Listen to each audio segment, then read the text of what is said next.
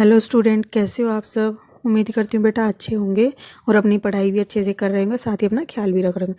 तो बेटा हमने अपनी लास्ट वीडियो में कोशिका द्रव्य के बारे में पढ़ा था, यानी कि हम कोशिका के तीनों गुणों के बारे में पढ़ चुके हैं। लेकिन बेटा अब हमें क्या करना है, कोशिका के अंदर जो अंग पाए जाते कोशिका द्रव्य के अंदर, उनके बारे में हम एक एक करके पढ़ेंगे। ठीक है, तो चलो पढ़ते हैं। कोशिका अंग होते क्या है। प्रत्येक कोशिका के चारों ओर अपनी झिल्ली होती है। ठीक है, ये हम पढ़ चुके हैं, जिससे कि उसमें स्थित पदार्थ बाह्य पर्यावरण से अलग रहें। ये मैंने बताया था क्या होती है, वो बाह्य पर्यावरण से सुरक्षित करने के लिए होती है। बड़ी तथा जटिल कोशिकाओं, जिसमें बहुकोशिक जीवों की कोशिकाएं भी शामिल हैं, को भी उपापचय क्रियाओं की बहुत आवश्यकता होती है। तो बेटा जो ये बड़ी बड़ी जटिल कोशिकाएं होती है, उनमें क्या होता है, और ये किसमें पाई जाती है, बहुकोशिक, यानी कि उन जीवों में जिसमें क्या होती है, एक से अधिक कोशिकाएं होती हैं। तो उनमें क्या होता है, सभी कोशिकाएं अलग अलग कार्य करती हैं।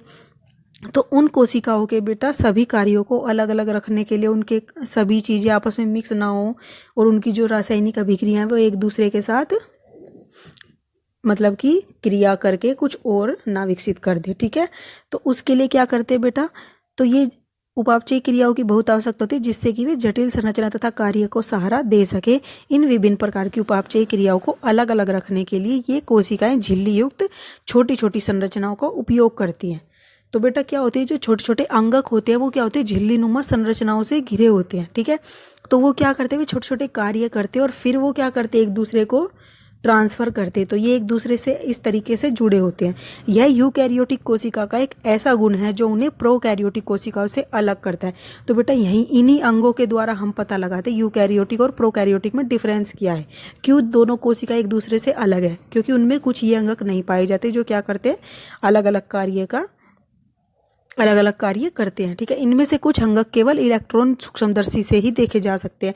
तो बेटा कुछ तो बहुत छोटे होते हैं अंगक, जिनको सिर्फ हम इलेक्ट्रॉन सूक्ष्मदर्शी से देख सकते हैं, यानी कि जो इलेक्ट्रॉन को देखते हैं जो सूक्ष्मदर्शी, उनके द्वारा ही हम इनको देख सकते हैं। ठीक है, हमने पिछले अनुभाग में केंद्रक के विषय में पढ़ा है अंतर्द्रव्य जालिका, गोल्जी उपकरण, लाइजोसोम, माइटोकॉन्ड्रिया, प्लास्टिड तथा रसधानी कोशिका अंगक के महत्वपूर्ण उदाहरण। तो बेटा ये सब क्या थे, कोशिका अंगक थे, जो किस में पाए जाते हैं, कोशिका द्रव्य में, जिन पर हम विचार करेंगे। ये इसलिए महत्वपूर्ण है क्योंकि ये कोशिकाओं के बहुत निर्णायक कार्य करते हैं। कोशिका में कुछ भी कार्य हो रहा हो बेटा, वो सब किसकी सहायता से हो रहा है, इन सभी अंगकों की सहायता से हो रहा है, हमारे शरीर के अंदर भी और हर किसी प्राणी के अंदर। ठीक है, सजीव प्राणियों के अंदर।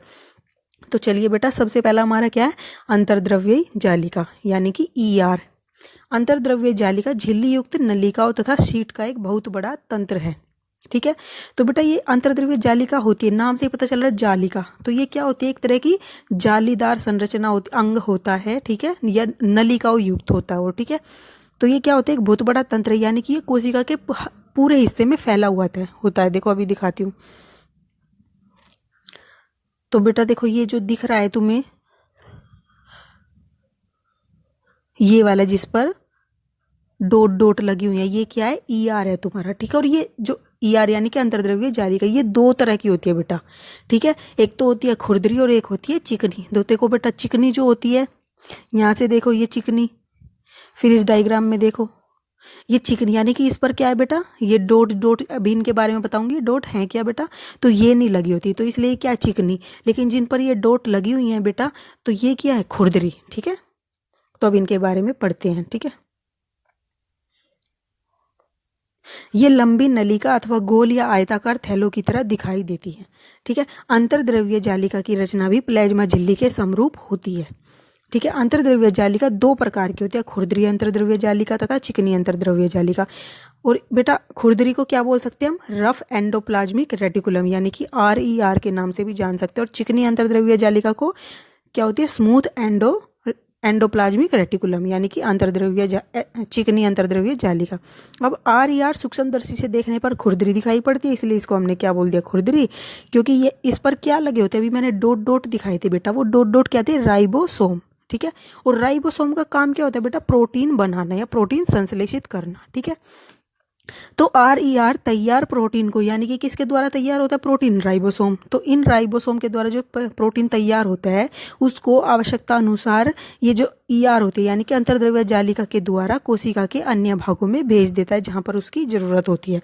और SCR का क्या काम होता है बेटा, जो चिकनी अंतर्द्रव्य जालिका होती है वो वसा तथा लिपिड के अणुओं को बनाने में सहायता करती है। वो क्या करती है? वसा तथा लिपिड के अणुओं को बनाने में सहायता करती है।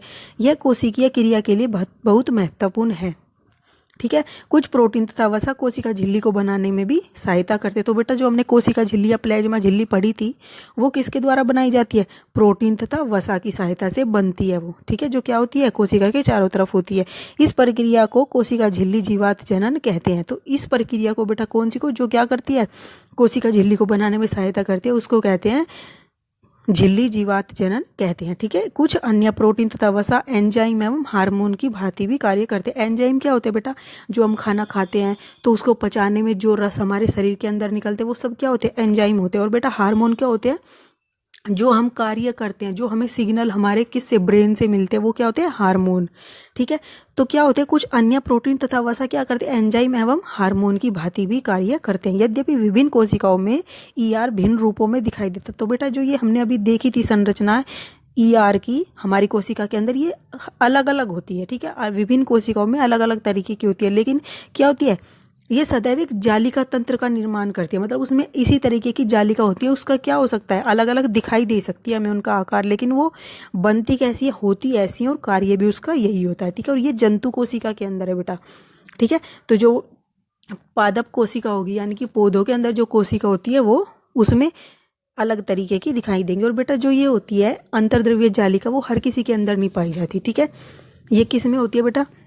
जो स्तनधारी जीव होते हैं, ठीक है, जैसे कि हम हो गए, गाय भैंस वगैरह हो गई, तो ये क्या है? स्तनधारी जीवों में बेटा क्या होता है?